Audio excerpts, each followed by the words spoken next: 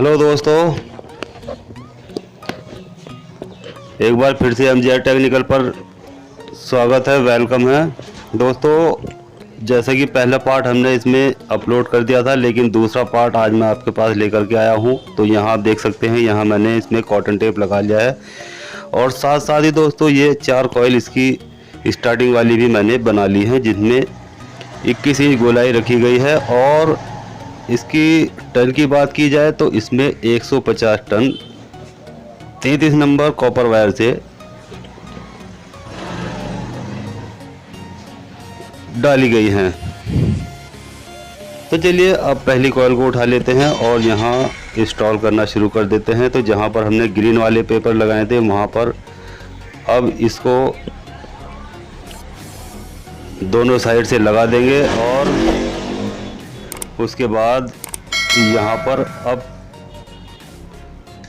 White वाला PVC का टुकड़ा इसमें लगा देंगे। तो यहाँ अब ये कॉइल लॉक हो जाएगी और अब यहाँ पर दूसरा वायर आने वाला नहीं है। तो चलिए दूसरा राउंड इसके दूसरी साइड में जो स्लॉट खाली पड़ी हुई है उसमें एक राउंड इस तरह से दे देते हैं और ठीक उसी तरह से दूसरी साइड जो स्लॉट खाली पड़ी हुई है उसमें भी कॉइल का दूसरा वाला सिरा दे देते हैं। तो इससे ये पिच हो जाती है 1 से 4 और 1 से 6, यानी 1 से 4 में हमें एक राउंड देना होता है और 1 से 6 में कॉइल को 2 बार राउंड में डाला जाएगा।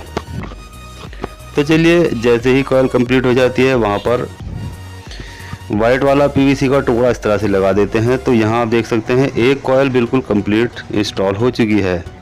तो चलिए अब वहीं पर दूसरी कॉइल को भी उठा लेते हैं और जिस तरह से हमने पहले वाली कॉइल को इंस्टॉल किया है ठीक उसी तरह से सेम टू सेम इसको भी हम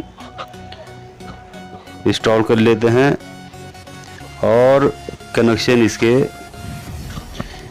पलटते जाएंगे। यानी जैसे हम सबसे पहले शुरू में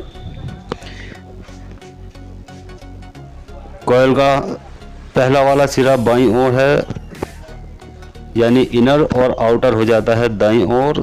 तो जैसे ही हम दूसरी वाली कॉइल को डालेंगे तो इसका आउटर बाईं ओर हो जाएगा, जिससे कनेक्शन 1 से 3 की सीरीज में होते चले जाएंगे। और क्योंकि दोस्तों ये जॉइंट लेस कॉइल है, यानी इसमें एक भी जोड़ इसके अंदर नहीं है और ये एक ही वायर से स्टार्ट होती है और एक ही वायर पर एंड हो जाती है। तो इसको जॉइंट लेस कॉइल कहते हैं। अगर हम एक एक कॉइल डालते हैं तो उसमें हर कॉइल में 2 लूप निकल कर आ जाती हैं, तो इसलिए उसमें ज़्यादा टाइम वेस्ट हो जाता है और उसमें डालने में थोड़ी आसानी हो जाती है। लेकिन जब कनेक्शन करने की बारी आती है तो वहाँ पर थोड़ा टाइम वेस्ट हो जाता है। और अगर हम इस तरह से जॉइंट लेस कॉइल के कनेक्शन करेंगे और इंस्टॉल करेंगे तो उसमें टाइम वेस्ट होने से बच जाता है और लास्ट में आकर 2 ही लूप इसकी बन जाती है, एक स्टार्ट वाली और एक एंड वाली। तो इस तरह से ये जॉइंट लेस कॉइल कहलाती हैं। तो चलिए अब तीसरी वाली कॉइल को भी हम उठा लेते हैं और जिस तरह से बाकी की 2 कॉइल को इंस्टॉल किया गया है ठीक उसी तरह से इस वाली कॉइल को भी इंस्टॉल कर लेते हैं। यानी 1 से 4 की पिच में एक राउंड और 1 से 6 की पिच में 2 राउंड कॉइल के आने वाले हैं। यानी जिस तरह से हमने पहले वाले पार्ट में वीडियो को देखा था और जिस तरह से 1 से 4 की पिच में कॉइल को 1 राउंड दिया गया था और 1 से 6 की पिच में कॉइल को 2 राउंड दिए गए थे, ठीक उसी तरह से ये स्टार्टिंग वाला सर्किट भी सेम टू सेम उसी तरह से इसमें इंस्टॉल किया जाएगा। तो चलिए अब तीसरी वाली कॉइल को भी इंस्टॉल कर लेते हैं।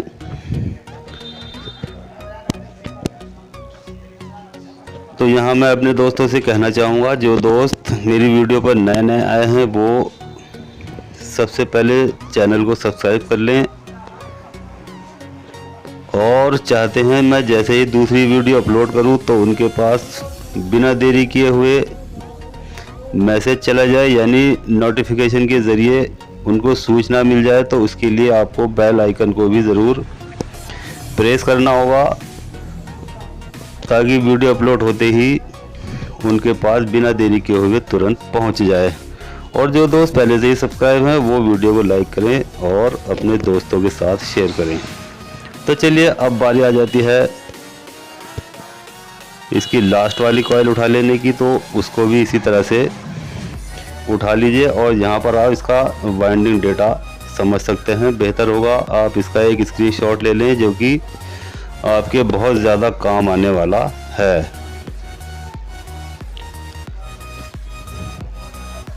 तो अब दोस्तों यहाँ पर हमारी लास्ट वाली कॉइल इंस्टॉल होने वाली है। तो यहाँ हमने इस वीडियो को 2 पार्ट में करके डाला है। ये वीडियो का दूसरा वाला पार्ट्स है, यानी स्पिन मोटर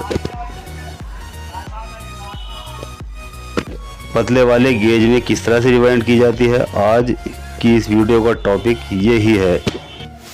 तो दोस्तों आज तक हम स्पिन मोटर को मोटे गेज वाले वायर में रिवाइंड करते आए हैं, लेकिन आज की इस वीडियो में 33 नंबर और 34 नंबर वायर से इसको कैसे रिवाइंड करते हैं आज की वीडियो में ये जानने वाले हैं। क्योंकि अगर इसका स्टेटर साइज मोटा होता 1 इंच या 1.25 इंच या 1.5 इंच होता तो उसमें मोटा वायर गेज लगाया जाएगा, लेकिन यहाँ पर क्योंकि कंपनी से ही इसमें वायर गेज 33 और 34 नंबर यूज़ किया गया है, तो यहाँ पर हम भी इसमें बारीक वाला गेज ही यूज़ करेंगे। लेकिन यहाँ मैंने 34 नंबर वाला वायर यूज़ नहीं किया है, सिर्फ 33 नंबर वाला वायर ही इसमें यूज़ किया गया है। यानी स्टार्टिंग में भी और रनिंग में भी दोनों सेम गेज यूज़ किया गया है। तो अब दोस्तों यहाँ पर आप देख सकते हैं चारों कॉइल इसकी कंप्लीट हो चुकी हैं और अब बारी आ जाती है इसको सिलाई कर लेने की। तो यहाँ इस कॉइल के बीच में ये सफ़ेद वाला पीवीसी का इस तरह से पीस निकाल लेंगे और उसके बाद इसको 2 भागों में इस तरह से काट लेते हैं और अब ये इसको यहाँ पर लगा देंगे ताकि कॉइल आपस में बिल्कुल भी एक दूसरे से टच ना होने पाए। और अगर ये कॉइल यहाँ पर टच हो जाती है तो ये शॉर्ट होने का चांस इसमें ज़्यादा हो जाता है, और क्योंकि इसमें पानी गिरने का भी चांस ज़्यादा होता है, इसलिए इन दोनों को आपस में यहाँ पर इस तरह का पीवीसी का टुकड़ा ज़रूर लगा लेना बेहतर होगा। हालांकि मैंने इसमें कॉटन टेप भी लगाया हुआ है, लेकिन इस तरह का पीवीसी का टुकड़ा भी इसमें ज़रूर लगा लेना है ताकि ये एक दूसरे से आपस में बिल्कुल भी शॉर्ट ना होने पाए। तो चलिए अब इसको अच्छे से सिलाई कर लेते हैं और उससे पहले समझ लेते हैं इसके कनेक्शन के बारे में कि इसके कनेक्शन कैसे किए जाते हैं। तो यहाँ दोस्तों 2 वायर हमारे दाएं हाथ की ओर हो जाते हैं, ये वाले, और 2 बाएं हाथ की ओर। अगर हम इन दाएं हाथ वाले वायर को एक जगह जोड़ कर या जॉइंट लगाने के बाद इसको कॉमन बना लेते हैं तो ये हो जाता है क्लॉकवाइज। और अगर हम, क्योंकि हमें इस मोटर को एंटी क्लॉकवाइज घुमाना है, तो इसके जो बाएं हाथ की ओर दोनों सिरे हैं, दोनों लूपें हैं, उनको आपस में इस तरह से जॉइंट कर लेना होता है। तो ये एंटी क्लॉकवाइज घूमने लगेगी, क्योंकि स्पिन मोटर हमेशा एंटी क्लॉकवाइज घूमती है, क्योंकि इसमें एक ब्रेक लगा हुआ होता है और जैसे ही हम इसका स्पिन वाला कैप ऊपर उठाते हैं तो वहाँ पर ये ब्रेक लग जाता है। और अगर हम इससे कनेक्शन क्लॉकवाइज करते हैं तो वो ब्रेक उल्टा हो जाएगा और जैसे ही हम कैप उठाएंगे तो मोटर घूमती रहेगी और ब्रेक काम नहीं करेगा। तो इस कंडीशन में इसके कनेक्शन एंटी क्लॉकवाइज करने होते हैं। हम जैसे ही स्पिन का कैप ऊपर उठाते हैं तो तुरंत ये ब्रेक लग जाते हैं और मोटर वहीं की वहीं रुक जाती है। तो चलिए अब इसको सीरीज वायर से चेक कर लेते हैं कि इसमें करंट दिखा रही है या नहीं। तो यहाँ पर आप देख सकते हैं मेरी सारी लूपें सही करंट दिखा रही हैं, यानी ये बिल्कुल ठीक ठाक हैं। तो चलिए अब इसको ये हम 3 तार ले लेते हैं और इसके कनेक्शन समझ लेते हैं। तो यहाँ पर जो हमने 2 वायरों को एक जगह जॉइंट करने के बाद कॉमन बनाया था, तो वहाँ पर हम ये ब्लू कलर वाला वायर यूज़ करेंगे तो ये हो जाता है इसका कॉमन। तो चलिए अब 3 नंबर वाली इस तरह की स्लिप के 3 टुकड़े काट लेते हैं और अब जो हमने कॉमन बनाया था उस पर इस तरह से इस स्लिप को लगा लिया जाता है और ये इसका जो जॉइंट है वो अंदर लॉक कर दिया जाता है। तो चलिए अब बारी आ जाती है इसकी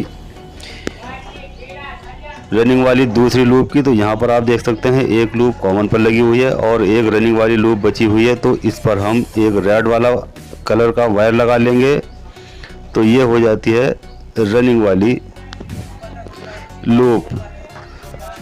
अब इसी तरह से इस पर भी स्लिप चढ़ा लेते हैं और दूसरा वायर जो एक लूप बची हुई है यानी स्टार्टिंग वाली, एक स्टार्टिंग वाली हमारी कॉमन पर चली गई है और एक ये बच जाती है। तो यहाँ पर ये येलो कलर वाला वायर इस पर यूज़ कर लेंगे तो ये हो जाती है इसकी स्टार्टिंग वाली लूप, क्योंकि इन दोनों पर कैपेसिटर का एक एक वायर लगने वाला है, रेड वाली पर और येलो वाली पर।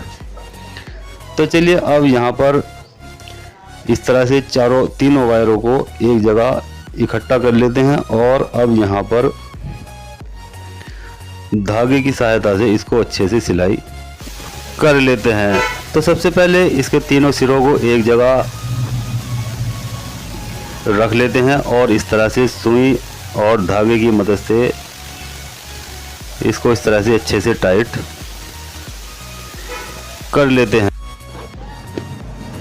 और इसको अच्छे से टाइट कर लेने के बाद अब बारी आ जाती है पूरी मोटर को सिलाई करने की। तो यहाँ से इसकी पूरी मोटर को मैं कंप्लीट सिलाई कर लेता हूँ। तो इस तरह दोस्तों यहाँ पर आप देख सकते हैं मैंने नीचे से, यहाँ से भी और नीचे से भी इसकी दोनों साइड से सिलाई कर ली है और ये हो जाता है इसका कॉमन और ये स्टार्टिंग और ये रनिंग।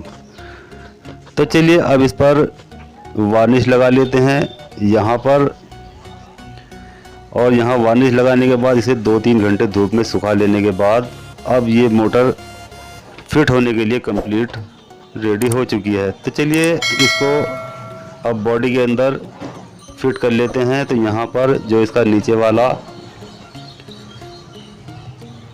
कवर है उसमें इस तरह से लगा लेते हैं और रूटर रखने के बाद अब यहाँ से वायर निकालने के बाद अब इसका ऊपर वाला कैप भी इसमें इस तरह से रख लेते हैं और इसको अच्छे से फिट कर लेते हैं। और उसके बाद जब ये फिट हो जाती है तो यहाँ पर जो ये आप छेद दिखाई दे रहे हैं, यहाँ 4 छेद हैं। इन चारों होलों में एक बोल्ट इसका अच्छे से लगा दिया जाएगा और इसको टाइट कर देंगे। तो दोस्तों यहाँ पर आप देख सकते हैं यहाँ मैंने इसको पूरा फिट कर लिया है और इसका जॉइंट कनेक्टर और ये प्लेट भी लगा ली है। और उसके नीचे ये मैंने इस प्लेट के नीचे मैंने ये पीवीसी का एक पेपर भी लगाया है ताकि जैसे ही अगर इस पर पानी भी गिरता है तो ये मोटर के अंदर नहीं जाएगा और ये मोटर सेफ रहेगी। तो चलिए अब इसके कनेक्शन कर लेते हैं। तो यहाँ पर आप देख सकते हैं एक वायर मैंने नीले वाले जो ब्लू वाला कलर का वायर है उस पर इलेक्ट्रिक की लगा ली है और एक वायर यहाँ जो रेड वाला कैपेसिटर पर लगा हुआ है उस पर लगा लिया है। और अब यहाँ पर इसको चलाकर देख लेते हैं। तो ये इलेक्ट्रिक बोर्ड में इसका प्लग लगा लिया है। तो आप देख सकते हैं ये एंटी क्लॉकवाइज मोटर घूमनी शुरू हो चुकी है, यानी जिस तरफ को हमें इसे घुमाना था ठीक उसी तरफ को ये मोटर घूमनी शुरू हो चुकी है। तो यहाँ दोस्तों हमने स्पिन मोटर को किस तरह से रिवाइंड किया जाता है आज की इस वीडियो में ये जान लिया है। तो दोस्तों वीडियो अच्छी लगे तो लाइक करें, शेयर करें और बेल आइकन को भी दबाएं और साथ साथ चैनल को सब्सक्राइब करना ना भूलें। तो दोस्तों, आपका एक लाइक हमारे लिए बहुत मायने रखता है और हमें नए नए वीडियो बनाने के लिए प्रेरित करता है और हमारे अंदर एक पावर भर देता है। तो दोस्तों, चलिए मिलते हैं जल्दी अगली वीडियो में, तब तक खुदा हाफिज।